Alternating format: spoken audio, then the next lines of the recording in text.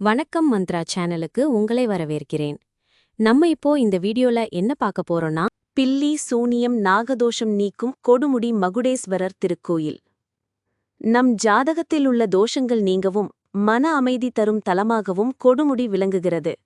மேலும் இங்கு அருளும் ஸ்ரீ மகுடேஸ்வரர் பேய் பிசாசு பில்லி சூனிய பாதிப்புகளையும் நீக்குகிறார். மலையத்வஜ பாண்டியன் மகனுக்கு பிறவியிலேயே விரல்கள் சரியாக வளராமல் இருந்தன.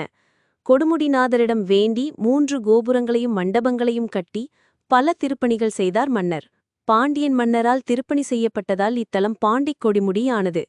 ராகு கேது தோஷம் நீங்கி திருமண தடையையும் இத்தல இறைவன் நீக்குகிறார்.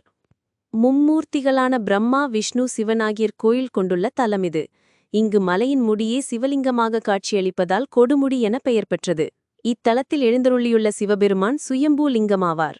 அருள்மிகு மகுடேஸ்வரரின் திருக்கல்யாணத்தை காண்பதற்காக பிரம்மனும் திருமாலும் இத்தலத்துக்கு வந்ததாக வரலாறு கூறுகிறது. ஒரு சமயம் ஆதிசேஷனுக்கும் வாயு பகவானுக்கும் தங்களில் யார் பெரியவர் என்ற போட்டி எழுந்தது. இருவரும் தங்கள் பலத்தை நிரூபிக்க மலையை கையாண்டனர். ஆதிசேஷன் மலையை சுற்றி வளைத்துக் கொள்ள வாயு பகவான் ஆதிசேஷனை விடுவிக்க முயற்சி செய்தார். இதனால் மேருமலை துண்டுகளாக வெடித்து சிதறியது. அவை ஒவ்வொன்றும் சிவலிங்கங்களாக மாறின. அப்படி உருவானதுதான் மகுடேஸ்வரர் திருக்கோயில் என்று சொல்லப்படுகிறது. பிரம்மன் இந்த தலத்திற்கு வந்து வழிபட்டதால் பிரம்ம ரிஷி என்றும், திருமால் பூஜித்தால் அரிகரபுரம் என்றும், கருடன் இத்தலத்தை பூஜித்ததால் அமுத சுரபி என்றும் பல பெயர்கள் இத்தலத்துக்கு உண்டு.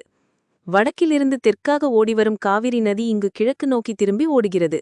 இந்த ஆற்றில் பக்தர்கள் நீராடிய பின் கோயிலுக்கு செல்கிறார்கள். வேப்பமரமும் அரசமரமும் இணைந்துள்ள மரத்தடியில் விநாயக பெருமான் வீற்றிருக்கிறார்.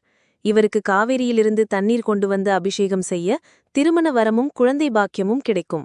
கிழக்கு நோக்கியுள்ள இக்கோயில் 640 அடி நீளமும் 484 அடி அகலமும் உடையதாக விளங்குகிறது. மும்மூர்த்திகளுக்கும் தனித்தனி கோபுரங்களும் தனித்தனி சந்நிதிகளும் உள்ளன. இக்கோயிலுக்கு 3 வாயில்கள் உள்ளன. இக்கோயில் சிவலிங்கம் சதுர வடிவில் உள்ளது. அதன் மீது விரல் தடயங்களை காணலாம். அகத்தியர் இங்கு வந்து பூஜை செய்தபோது ஏற்பட்ட தடயங்கள் இவை என்பது ஐதீகம்.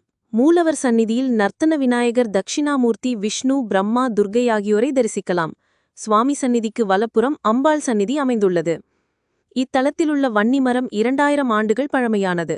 பிரம்மாவின் கோயிலுக்கு வடமேற்கில் வீரநாராயண பெருமாள் மற்றும் கோயிலுக்கு வெளியே திருமங்கை நாச்சியார் அனுமான் சந்நிதிகள் உள்ளன. இக்கோயில் தீர்த்தங்களாக தேவ தீர்த்தம், பரத்வாஜ தீர்த்தம் ஆகியவை உள்ளன. இந்த தீர்த்தங்களில் நீராடினால் பிணிகள், பில்லி சூனியம் போன்றவை நீங்கும். ஆதிசேஷனால் உருவான தலம் என்பதால் இத்தல இறைவனை வழிபட நாகதோஷம் தீரும். அதோடு ராகு கேதுவால் பாதிக்கப்பட்டவர்கள் இத்தலத்துக்கு வந்து வழிபட தோஷங்கள் நீங்கும் என்பது பக்தர்களின் நம்பிக்கை.